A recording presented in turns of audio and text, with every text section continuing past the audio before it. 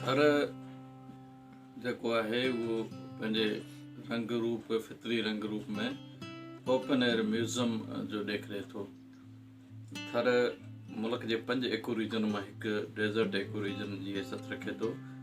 Dessert ecology जी पंहिंजी इफ़रादत आहे। थर पार्कर जी जेका ख़ूबसूरती आहे उहा वाइल्ड लाइफ सां आहे, वणनि ॿूटनि सां आहे। थर जी जेका वाइल्ड लाइफ आहे उनमें मोर, हरण, तितर, रोज ऐं ॿिया जेके पखियुनि में जेके मुख़्तलिफ़ क़िस्म जा पखी जेके आहिनि उहे असां वटि मिलनि था। मोर असां खां सवाइ मुख़्तलिफ़ क़िस्म जा पखी आहिनि जिन में तितर आहिनि ऐं जेके ॿाटे-बड़ आहिनि, पारीअर आहिनि, बाज़ आहिनि, झिरकियूं आहिनि, मतिलबु मुख़्तलिफ़ क़िस्मनि जा आहिनि। ऐं अहिड़ी रीति थर पार्कर में मुख़्तलिफ़ जड़ी बूटियूं मिलनि थियूं ऐं केतिरा ई वण जेके थर पार्कर में आहिनि जिन में कंडी आहे, कुंभट आहे, रोइड़ो आहे, ॿावरी आहे, गुगराल आहे या उन क़िस्म जा मुख़्तलिफ़ बूटा मौजूदु आहिनि। इहे समूरा मिली उनजी हुस्नाकी जेका समूरी थर खे ख़ूबसूरत बणाए थी। थर में जेका उन्हनि समूरनि वणनि ॿूटनि पखी पखण जीव जनावरनि जो जेका ख़ूबसूरती आहे जेका उन्हनि जो उन समूरे थरी समाज जो अहम हिसो आहिनि। उनजी सकाफ़त थोरे समाजियात में जो तमामु वॾो हिकिड़ो किरदारु आहे। ऐं असांजे लोकगीतनि में बि इन्हनि खे ॻायो वियो आहे। हरण खे लोकगीतनि में ॻाईंदे हिकिड़ो ॾाढो ख़ूबसूरत दूहो असां वटि जेको सुगड़नि जी कचेरी में ॿुधायो वेंदो आहे। हरण कैसो गीत आहे, हरण कहिड़ो गीत ॻाए थो। लू जड़ अक ॿ टुकड़ तुड़िया आगड़ जा ऐं उहो जॾहिं लूज लॻंदी आहे, लुक लॻंदी आहे, उन लुक लॻण में जेका लॻंदी आहे उनमें अक जेके हूंदा आहिनि उनमें उन तपियल लुक में अक खाए थो ऐं उहो कहिड़ो गह खाए थो पर उहो घोड़नि खां अॻु में निकिरे थो। त हरणनि जो हिते असां वटि हिकिड़ो त डुकार में हरण जा मौत थियनि था, ॿियो गॾोगॾु शिकार तमामु घणो थी रहियो आहे।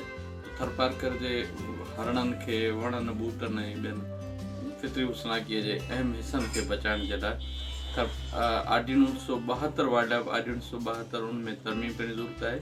ऐं उन जेको ऑर्डिनेंस 172 में जेका आहे 14 शक उन तहत जेके आहिनि 3 कैटेगरियूं आहिनि। हिकिड़ी वाइल्ड लाइफ सेंचुरी हूंदी आहे, नेशनल पार्क हूंदो आहे, गेम रिजर्व एरिया हूंदो आहे।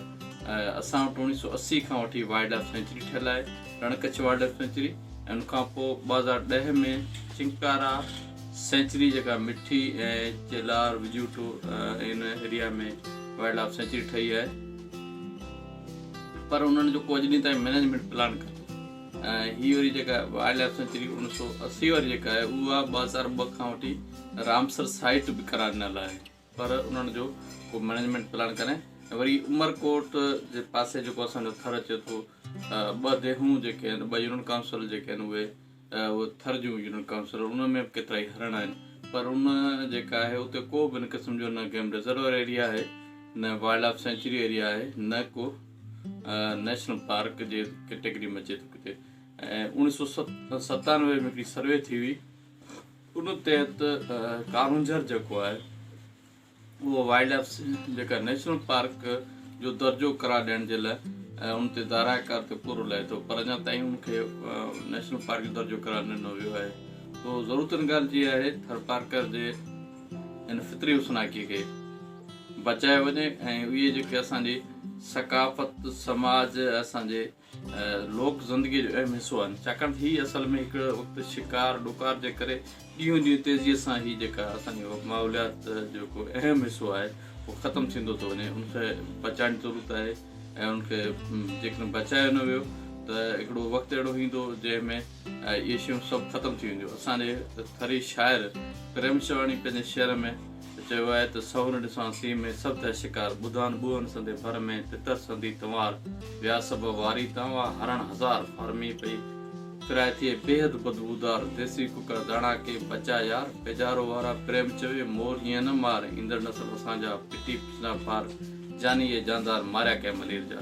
तो पोइ इहे जानदार असांजा मारिजी वेंदा ऐं पोइ असांजो नओं नसल आहे उहो पिटी पार कढंदो। उनजे करे असांखे पंहिंजे नए नसल ताईं इहे ख़ूबसूरती पहुचाइण लाइ असांखे निशान खे बचाइणु घुरिजे।